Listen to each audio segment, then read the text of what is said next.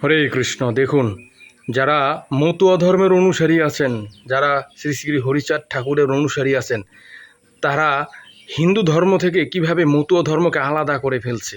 তারা মনে করে যে মতুয়া ধর্ম হিন্দু ধর্ম নয়, এটা প্রকৃত একটা ধর্ম।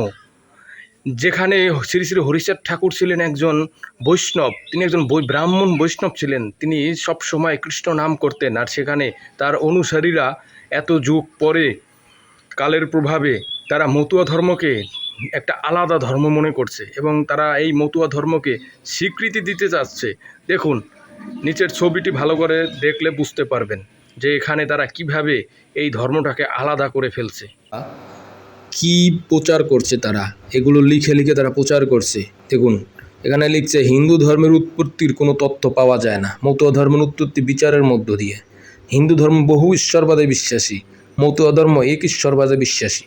হিন্দু ধর্মে জাতিভেদ প্রথা বিদ্যমান, মতুয়া ধর্ম জাতিভেদে বিশ্বাসী নয়। হিন্দু ধর্মের বহু শাখা আছে, মতুয়া ধর্মের কোনো শাখা নেই। হিন্দু ধর্মের কোনো প্রবর্তক নেই, মতুয়া ধর্মের প্রবর্তক আছে। হিন্দু ধর্মের শাখা নিরাকারের ব্যবস্থা আছে, মতুয়া ধর্মে নেই।